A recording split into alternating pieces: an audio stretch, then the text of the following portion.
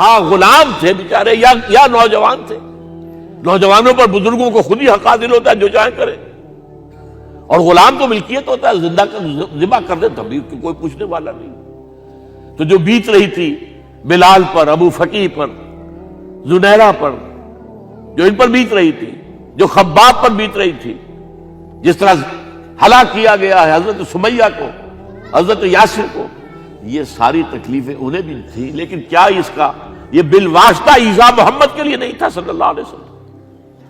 آپ کے ساتھی آپ کی جانثار ہیں, لیکن آپ ان سے بھی کیا کہیں, فصبروا فصبروا فصبروا. جب ابو جہل بدترین ٹارچر کر رہا تھا حضرت سمیہ اور حضرت یاسر کو رضی اللہ تعالی عنہما, آپ کے علم میں ہے کیسی کیسی ٹارچر کی ہے. جوان بیٹے کو باندھ دیا ایک ستون کے ساتھ, اس کی نگاہوں کے سامنے برہنہ کیا ہے ماں کو.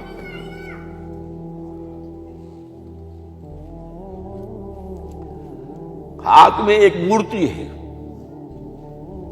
جب تنگ آ گیا ستا کر تنگ کر کے مار مار کے حضرت سمیہ ٹس سے مس نہیں ہو رہی. کہتا ہے تم ایک دفعہ کہہ دو سمیہ کہ ہاں اس مورتی میں بھی کچھ ہے, میں تمہیں چھوڑ دوں گا. انہوں نے تھوک دیا, برچھا مارا ہے شرمگاہ کے اندر.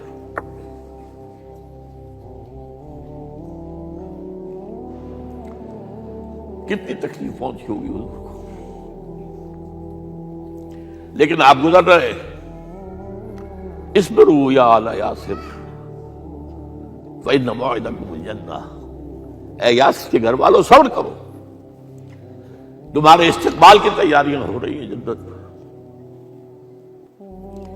یہ سیرت کوئی بلاتا سناتا ہے, یہ سیرت.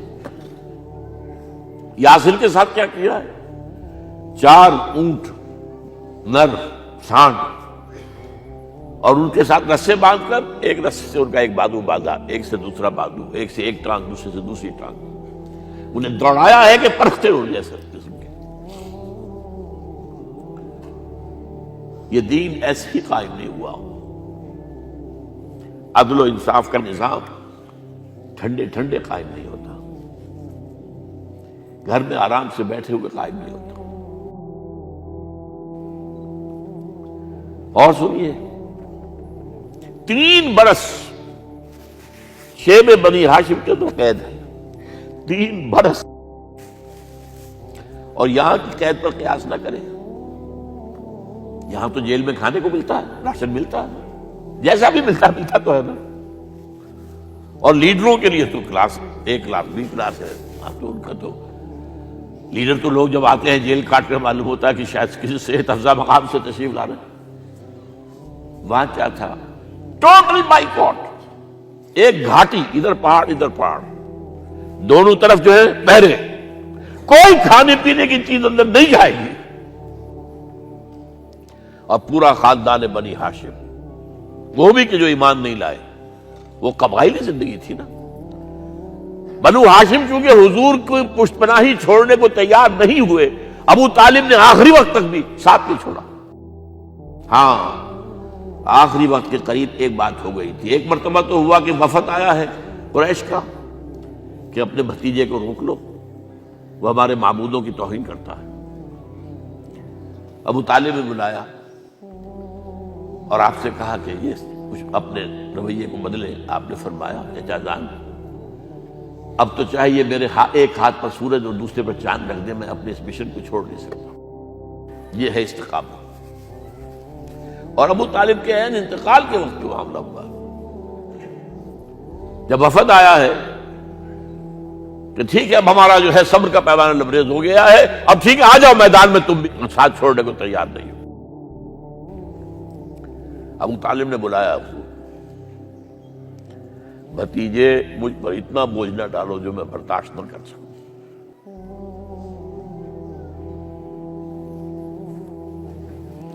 حضور کی آنکھوں میں آنسو آ گئے. چچا جان اب تو یا یہ بات پوری ہوگی یا میں اپنے آپ کو ختم کر دوں, اسی میں ختم ہو جائے. بہرحال شیب بنی ہاشم میں 3 برس اس حال میں گزرے ہیں ٹوٹل بائیکاٹ، کوئی کھانے پینے کی نہیں۔ کچھ لوگ تھے شریف النفس، مثلاً حکیم بن حزام تھے رضی اللہ تعالیٰ، اور بعد میں ایمان لے آئے۔ حضرت خدیجہ کے وہ رشتہ دار تھے، وہ پہاڑ پر چڑھ کر ایک طرف سے رات کی تاریکی میں، دونوں دروازے تو بند ہیں، پہاڑ پر چڑھ کر چوٹی سے نیچے اتر کر کوئی چیزیں کھانے پینے کی دے آئے تو دے آئے، بس صلی اللہ علیہ وسلم۔ کوئی اور ایک آدھ ہوگا ایسا۔ یہاں تک نوبت آئی ہے کہ بنی ہاشم کے یہ پھول جیسے بچے معصوم بھوک سے بلبلا رہے ہیں، اور اس کے سوا کچھ نہیں ہے کہ سوکھے چمڑے ابال کر اس کا پانی ان کے حلق میں ٹپکا دیا جائے۔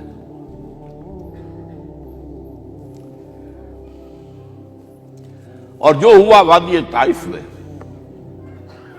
جب مکے والوں نے فیصلہ کر لیا کہ آپ قتل کر دو، ابو طالب بھی فوت ہو چکے ہیں، اب کوئی اندیشہ نہیں، کوئی خانہ جنگی شروع نہیں ہوگی، کوئی انٹرا ٹرائبل وار نہیں ہوگی، تو آپ طائف گئے ہیں۔ شاید وہاں کے 3 سردار تھے بڑے، اور یہ طائف اصل میں قریشی کا سمجھیے کہ یہ ان کا گرمیوں کا یہ صحت افزا مقام تھا۔ یہ تمام جو سردار تھے مکے کے، ان کی جائیدادیں وہاں کی، باغات تھے، اور وہاں کے بھی 3 سردار تھے، تو شاید ان میں سے کسی کو اللہ توفیق دے دے۔ وہاں گئے ہیں اور صرف ایک ساتھ ہیں، حضرت زید بن حارثہ، حضرت ابو بکر بھی ساتھ نہیں، سائے کی طرح ساتھ رہنے والا بھی ساتھ نہیں تھا۔ وہاں جا کر جو آپ نے تینوں سے بات کی ہے، تینوں نے وہ باتیں کہی ہیں جو کلیجے کو چیر جائیں۔ تمہارے سوا کوئی اللہ کو نہیں ملا تھا رسول بنانے، جاؤ چلے جاؤ۔ ایک کہتا ہے فوراً چلے جاؤ یہاں سے، اس لیے کہ ہو سکتا ہے کہ تم سچے ہو تو کہیں میں تمہاری توہین نہ کر دوں، اور یہ بھی ہو سکتا ہے تم جھوٹے ہو تو جھوٹے کو میں منہ نہیں لگانا چاہتا۔ 3 دن کی یہ سختی، اور اس میں کیا ہو رہا ہے، اسٹریٹ ارچنز جو کہلاتے ہیں ہمارے یہاں، جھوکرے گلیوں کے، انہیں اشارہ کر دیا ذرا ان کی خبر لو، اب وہ پتھراؤ کر رہے ہیں۔ جیسے ہمارے ہاں کوئی آ جاتا ہے، کوئی نیم پاگل یا کوئی اور کسی طرح کا مست قسم کا آدمی، اور اس کے اوپر چھوکرے چاروں طرف ہوں اور ستا رہے ہوں، یہ نقشہ تھا، اور طائف کی گلیاں تھیں، اور محبوب رب العالمین تھے۔ ادھر سے پتھر آ رہے ہیں تو زید بن حارثہ رکاوٹ بن گئے، لیکن پیچھے سے آ رہے ہیں، وہ کیسے روکیں گے؟ پیچھے جاتے ہیں تو ادھر سے آ رہے ہیں۔ جسم لہو لہان ہے، خون رس رس کر زخموں سے جوتیوں میں آ کے جم گیا ہے۔ پھر وہاں سے آپ نکل کر گئے ہیں، ایک باغ میں تھوڑی سی پناہ لی ہے تھوڑی دیر کے لیے، جوتے بڑی مشکل سے اترے ہیں، خون جمع ہوا، اور وہ جو پھر دعا نکلی ہے آپ کے، وہ کلیجے کو چیر جانے والی ہے۔ اللہم الیک اشکو ضعف قوتی وقلت حیلتی وحوانی علی الناس، اے اللہ تیری جناب میں فریاد لے کر آیا ہوں، اپنی قوت کی کمی کا، اپنے وسائل کی کمی کا، اور لوگوں میں جو رسوائی ہو رہی ہے، الی من تکلنی الی بعید یتجہمنی او الی عدو ملکت امری، مجھے کس کے حوالہ کر دیا ہے، مجھے دشمن کے حوالے کر دیا جو چاہے میرے ساتھ کر گزرے۔ فریاد ہے کہ نہیں؟ بڑی زوردار فریاد ہے، بڑی زوردار، لیکن پھر مقام عبدیت کا ظہور ہوتا ہے۔ ان لم یکن علی غضبک فلا ابالی، اے اللہ اگر تو ناراض نہیں ہے، مجھے اندیشہ یہ ہو گیا کہ کہیں تو ناراض تو نہیں ہو گیا ہے، کہیں تو نے میرا ساتھ تو نہیں چھوڑ دیا ہے، اگر تو ناراض نہیں ہے تو مجھے کوئی پرواہ نہیں، جو ہو سو سر تسلیم خم ہے جو مزاج یار میں آئے۔ واپس آئے ہیں تو مکے میں داخل نہیں ہو سکتے تھے، وہاں تو قتل کا فیصلہ ہو چکا، باہر ہی آپ نے ڈیرا لگایا، زید بن حارثہ کو بھیجا، فلاں شخص کے پاس جاؤ کہ تم اگر امان میں لے لو محمد کو تو محمد آ جائیں، میں تو میری یہ پوزیشن نہیں ہے، میں قریش کے مقابلے میں امان نہیں دے سکتا۔ دوسرے کے پاس بھیجا، اس نے بھی کچھ ایسے جواب دے دیا۔ تیسرے کے پاس جب گئے حضرت زید، مطعم بن عدی، اس نے کہا ٹھیک ہے، میں امان دیتا ہوں محمد کو، وہ آ جائے مکے میں۔ حضور سے آگے کہا، حضور نے فرمایا نہیں جا کر کہو، آ کر لے کر جا۔ کیوں؟ کیا پتا اچانک جو ہے میرے داخل ہوتے ہی کوئی مجھ پر حملہ کرے، قتل کر دے۔ وہ تو یہ کہہ سکے کہ ہمیں کیا پتا تھا کہ مطعم نے جو ہے امان دی ہے، I never knew it۔ اب یہ قبیلے کے اندر یہ ہوتا تھا کہ ایک نے امان دے دی، سب کی طرف سے امان۔ لہذا حضور نے فرمایا آ کر لے کر جاؤ۔ وہ اپنے 6 بیٹوں کو ہتھیار سجا کر لے کر آیا ہے اور پھر لے کر گیا حضور کو، کہتا ہوا گزر رہا ہے راستے میں، لوگوں سن لو محمد میری امان میں ہے صلی اللہ علیہ وسلم۔ اس لیے آپ کو مکے کے اندر پھر 2-2.5 سال مزید رہنے کا موقع ملا ہے، اور اتنا بڑا احسان آپ نے مانا پھر مطعم بن عدی کا کہ غزوہ بدر میں جب 70 اسیر تھے قریش کے حضور کے پاس، تو آپ نے فرمایا تھا کہ اگر آج مطعم زندہ ہوتا اور وہ سفارش کرتا تو میں ان سب کو چھوڑ دیتا بغیر کسی فدیے کے۔ بہرحال یہ چند باتیں میں نے آپ کو بتائی، باقی تو یہ کہ غار ثور ہے کیسی کیسی، اور پھر غزوہ بدر سے پہلے کی رات ہے، اور وہ آپ کا زندگی کا طویل ترین سجدہ ہے۔ اس میں جہاں تک یہ الفاظ بھی آپ نے کہہ دیا، اللہ اگر کل یہ جو 313 یہاں جمع ہیں اگر یہ ختم ہو گئے تو پھر قیامت تک تیرا نام لینے والا کوئی نہیں ہوگا، میں آخری رسول اور میری یہ 15 برس کی کمائی ہے۔ اس وقت کہا حضرت ابوبکر نے، وہ پہردار کی حیثیت سے کھڑے تھے، کہ حسبک حسبک حضور بس کیجئے بس کیجئے۔ بہرحال بدر ہے، احد ہے، زخمی ہوئے ہیں، دندان مبارک شہید ہوئے ہیں، خون اتنا بہا ہے کہ بے ہوش ہو گئے ہیں، اور خبر اڑ گئی ہے کہ آپ شہید ہو گئے۔ یہ سب کچھ، اور سب سے بڑھ کر حمزہ کی لاش سامنے آئی۔ کیسی لاش؟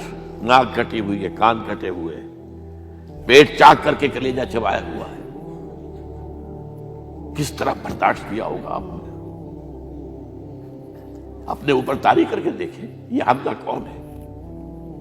چچا ہے، دودھ شریک بھائی ہے، خالہ زاد بھائی ہے، ساتھ کا کھیلا ہوا ہمجولی ہے، اور اس کی لاش ہے۔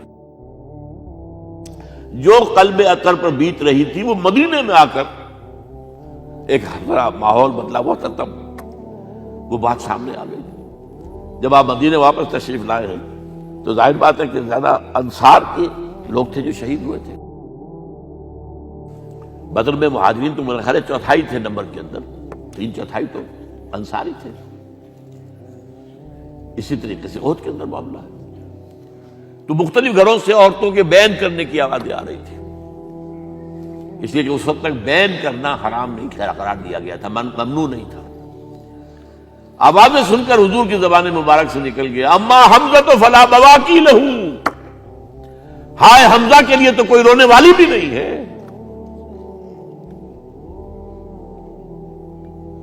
اس پر پھر صحابہ نے، انصار نے اپنے ہاں کی خواتین کو حضرت صفیہ کے ہاں بھیجا، وہ سگی بہن تھی، وہاں انہوں نے جا کے بھی تعزیت کی بہن کی۔